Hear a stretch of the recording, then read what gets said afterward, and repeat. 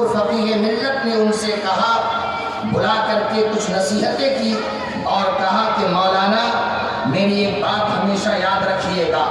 انہوں نے کہا حضور کیا بات ہے؟ عرض کرنے لگے سنیے، کوڑھی سے کوئی نہیں جلتا، حسن والے ہی سے لوگ جلتے ہیں۔ کوڑھی سے کوئی نہیں جلتا، حسن والے ہی سے لوگ جلتے ہیں۔ آپ کے علاقے میں اگر کوئی کوڑھی آ جائے، آپ کبھی نہیں کہیے گا کہ یا اللہ میں ایسا کیوں نہیں ہو گیا، لیکن اگر کوئی حسن والا آتا ہے تو آپ ضرور کہیں گے کہ میں ایسا کیوں نہیں ہو گیا۔ اس کا مطلب یہ ہے کوڑھی سے کوئی نہیں جلتا، حسن والے ہی سے لوگ جلتے ہیں، اور جس کے اندر حسن جتنا زیادہ ہوتا ہے اس کے جلنے والے دنیا میں اتنے ہی زیادہ ہوتے ہیں۔ الحمدللہ اس پوری کائنات میں اللہ نے سب سے زیادہ حسن میرے مصطفیٰ کو عطا فرمایا ہے، ظاہری حسن بھی عطا فرمایا، باطنی حسن بھی عطا فرمایا ہے۔ یہی وجہ ہے کہ پوری دنیا میں نبی سے چلنے والے زیادہ آپ کو ملیں گے۔ نبی کا حسن تو وہ ہے، بریلی کا امام کہتا ہے وہ کمال حسن حضور ہے کہ کمال نقش جہاں نہیں، یہی پھول جو خار سے دور ہے، یہی شمع ہے کہ دھواں نہیں۔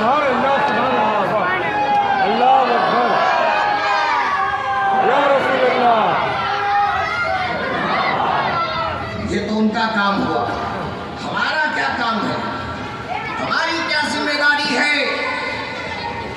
بدر کی ان غازیوں کو یاد کیجئے۔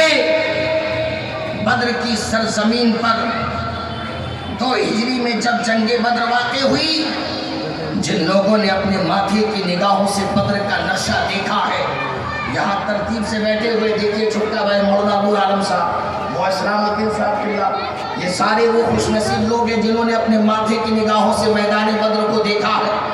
ان سے پوچھئے، یہ آپ کو بتائیں گے بدر کی سرزمین پر 2 چھوٹے چھوٹے بچے آئے اور آ کر کے حضرت عبد الرحمن ابن عوف سے پوچھنے لگے کہ چچا ذرا یہ تو بتائیے ابو جہل کہاں ہے؟ ابو جہل کہاں ملے گا؟ چھوٹے چھوٹے بچے، عفرا کے 2 شہزادے، ایک کا نام معاذ دوسرے کا نام معوذ، یا رسول اللہ یہ آپ کے جانثار ہے، آ کر کے پوچھتے کہاں ملے گا؟ تو انہوں نے جواب دیا بیٹا کام کیا ہے؟ کہنے لگے میں نے سنا ہے حضور کی شان میں توہین کرتا ہے، تو میں نے سوچا کہ آج بدر کی سرزمین پر کافر کو قتل نہیں کروں گا، کفر کو قتل کروں گا۔ آج کافر نہیں کفر مارا جائے گا۔ تاریخ پلٹ کر کے دیکھئے، کتاب المغازی اٹھائیے بخاری شریف 2 جلد کے اندر حضرت عبد الرحمن ابن عوف فرماتے ہیں میں نے ابھی اشارہ کیا تھا یہ دونوں شہزادے آگے بڑھے ہیں، اور ابو جہل کو چند منٹوں کے اندر جو اپنے وقت کا بہت بڑا حکمراں تھا اسے جہنم رسید کرتے ہوئے نظر آتے ہیں۔ ہم وہ دیوانے ہیں جو سرکار کی محبت کے معاملے میں کسی چیز سے سمجھوتا نہیں کر سکتے ہیں۔ یہی تو وجہ تھی کہ جب حدیبیہ کے مقام پر حضرت مغیرہ ابن شعبہ کفار کی طرف سے آئے اور جب دیکھا منظر کو کہ رسول پاک کسی کام کا حکم دیتے تو لوگ دوڑ کر کے کوشش کرتے ہیں کہ یہ کام میں کروں۔ جب میرے آقا اپنے تھوک شریف کو زمین پہ ڈالتے تو صحابہ اسے لے کر کے چہرے پہ ملنا شروع کر دیتے۔ جب رسول کریم صلی اللہ علیہ وسلم وضو فرماتے تو وضو کا قطرہ نیچے زمین پہ نہیں گرتا، صحابی کے سینوں پہ گرتا، ان کے بدن پہ گرتا۔ یہ مسئلہ دیکھ کر کے جب حضرت مغیرہ ابن شعبہ کفار قریش کے پاس پہنچے اور جا کر کے انہوں نے اپنا جو حکم نامہ بیان کیا، اپنی بات کا جو انہوں نے اظہار کیا، کہتے ہیں وفد الی قیصر و کسریٰ، میں نے بڑے بڑے بادشاہوں کے دربار کو دیکھا ہے، لیکن یاد رکھو کسی بھی بارگاہ میں ایسی بادشاہ کی کہیں تعظیم نہیں ہوتی ہے جیسی تعظیم مصطفیٰ کے جانثار رسول کریم کی کیا کرتے ہیں۔ لوگوں نے کہا آخر بات کیا ہے، کہنا کیا چاہتے ہو؟ کیا ان کی تعداد بہت زیادہ ہے؟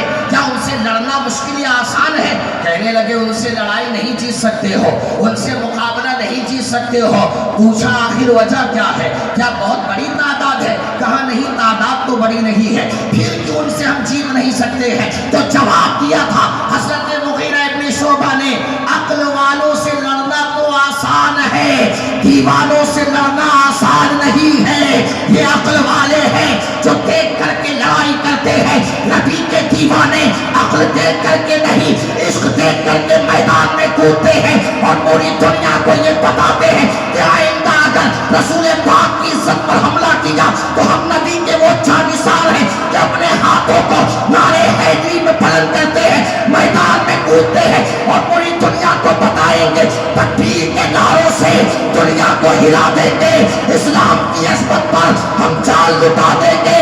سرکار کے شہدائی مردے سے نہیں ڈرتے، 1400 سال ہوا پہلا گھوڑا بچا دے گا۔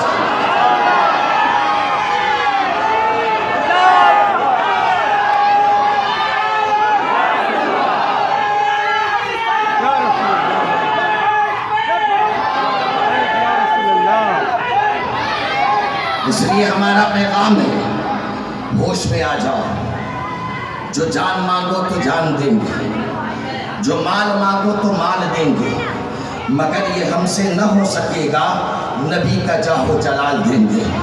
ہم وہی دیوانے ہیں کہ مر کے کٹ کے بھی یہ کہتے ہیں یا رسول اللہ یہ ایک جان کیا ہے، اگر ہو کروڑوں تیرے نام پر سب کو وارا کروں میں۔ ہم وہ دیوانے ہیں جو نبی کی بارگاہ میں سر کٹاتے ہوئے فخر محسوس کرتے ہیں، ہمیں کسی کے سمجھوتے کی ضرورت نہیں ہے، نہ حکومت کا خطرہ ہے، نہ پولیس کا خطرہ ہے، نہ کسی تعداد کا خطرہ ہے، نہ دباؤ کا خطرہ ہے۔ ایک بات یاد رکھنا، یہ گھنونی سازش جو تم لوگ کر رہے ہو جلد سے جلد اس کو بند کیا جائے، ورنہ یاد رکھنا مصطفیٰ کے دیوانے جس دن جاگ جائیں گے اس دن یہ ہاتھوں میں تلوار لے کر کے نہیں سینوں میں آگ لے کر کے نکلیں گے اور پوری دنیا سے گستاخ رسول کا خاتمہ کرتے ہیں۔ اللہ تبارک و تعالی ہمیں ان باتوں پہ عمل کی توفیق عطا فرمائے۔ السلام علیکم ورحمۃ اللہ وبرکاتہ۔ بنا کسی